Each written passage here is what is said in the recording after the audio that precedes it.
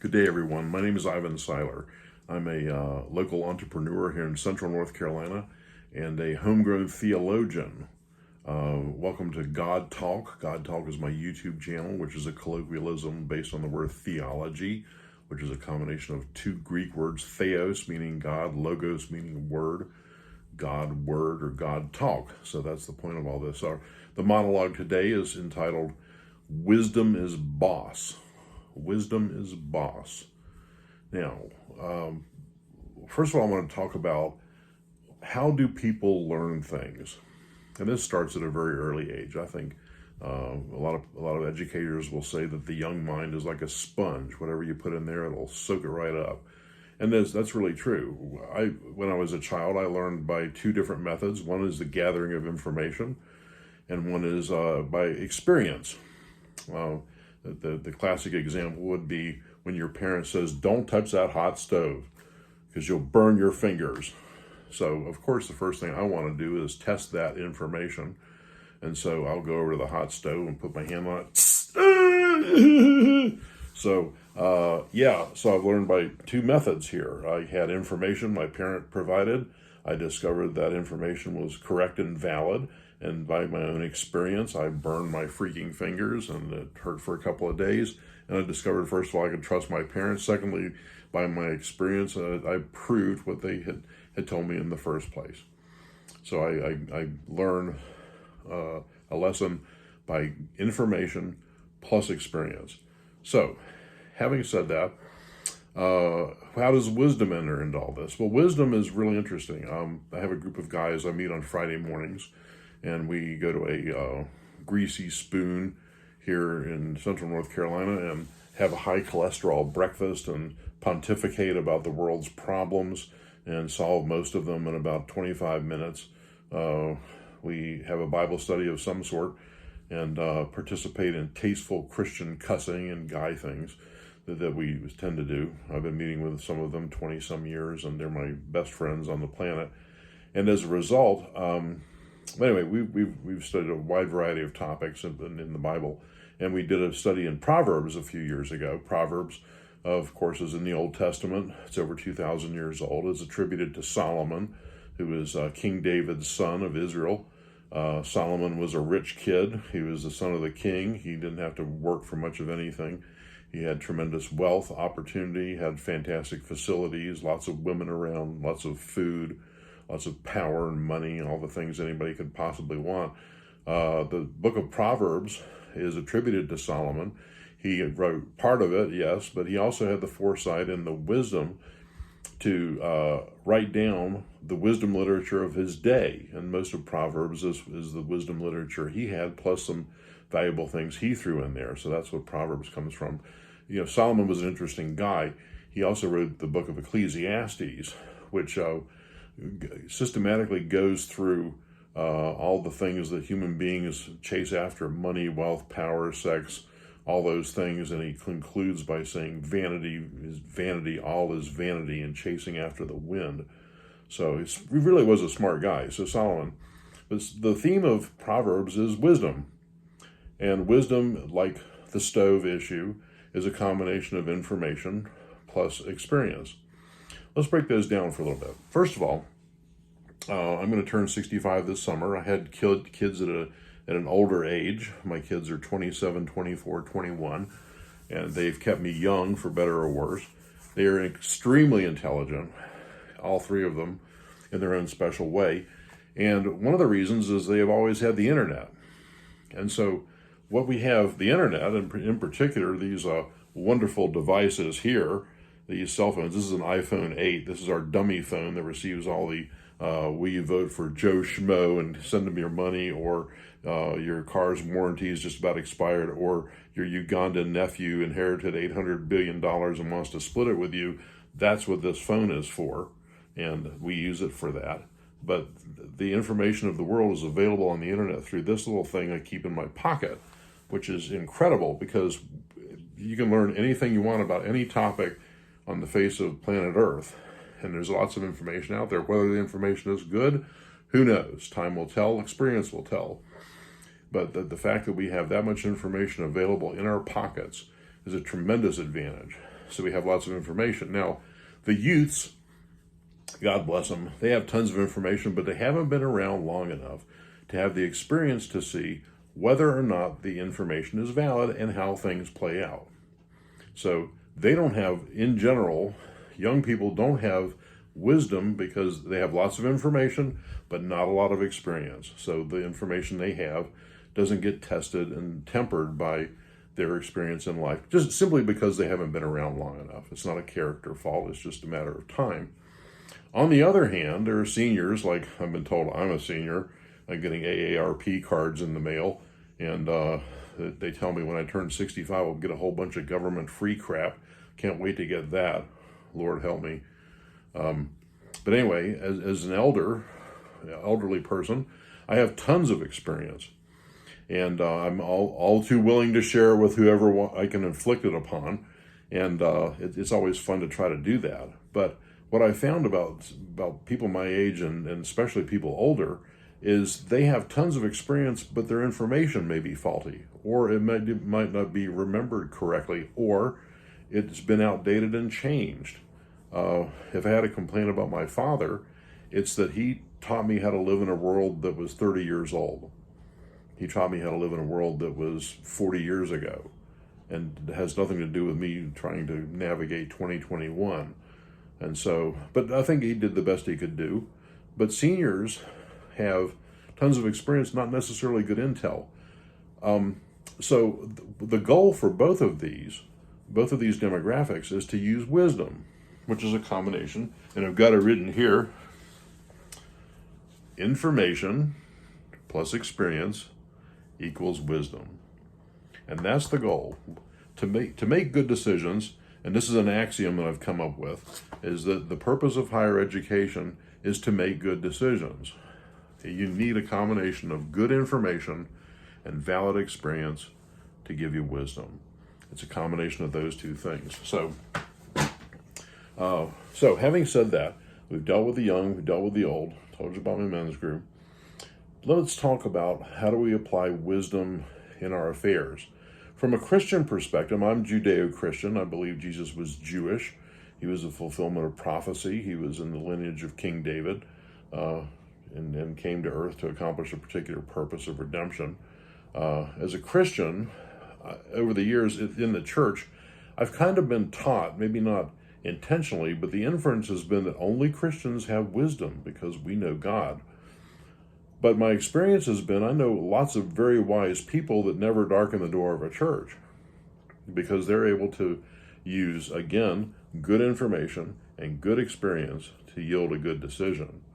And they have wisdom. They might not be Christian, they could be non-religious, irreligious, atheists, but they have wisdom because they use those things. Now, there is a Christian wisdom or a godly wisdom that is different than secular wisdom. And that's what I kind of want to spend my time on tonight. In Proverbs, it says in a couple of places, the fear of the Lord is the beginning of wisdom. The fear of the Lord is the beginning of wisdom. Now, what does that mean? First of all, it means you should be afraid of God, right? I'm not really sure that's an accurate translation of that. Maybe being afraid, a better translation would be respectful of God because he carries a big stick. Or maybe as one of my customers would say, God is a badass. You know, he has the power of the universe available to him. My experience has been that God engineers circumstances for my benefit, for instance.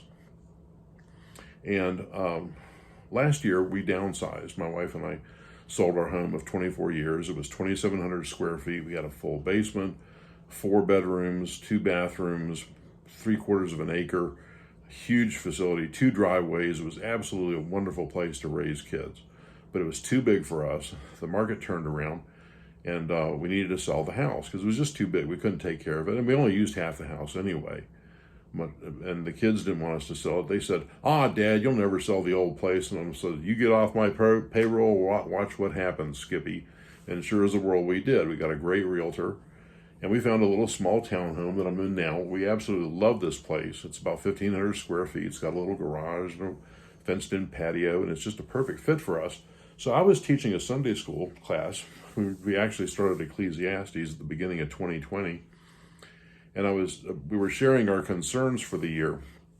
And I told my Sunday school class, I said, we're facing a huge challenge this year. I said, I'm all about details. I'm really OCD about stuff. I want to make sure things are done a particular way. And I said, we have a huge challenge in front of us. And the challenge is we're going to downsize and sell our house. First of all, I don't know how people sell a piece of property and buy a piece of property in the same action. I don't know how that's done. It seems to me you would want to do one thing, sell your house, be someplace for a little while, then go to another place. Logistically, it seems like that. But then I reminded the class, I said, whenever I have a great challenge, I always think about how God has behaved with me before. And the thing about dealing with God, Yahweh, is that whenever I have a situation like this, it always turns out far better than I think it will. It's always like that.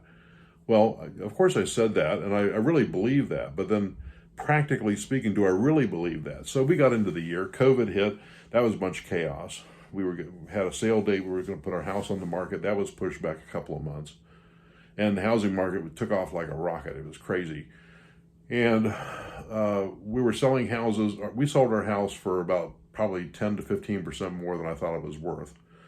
And it was just a miraculous thing. We got an asking price for it. We had to give a few concessions, which you always do.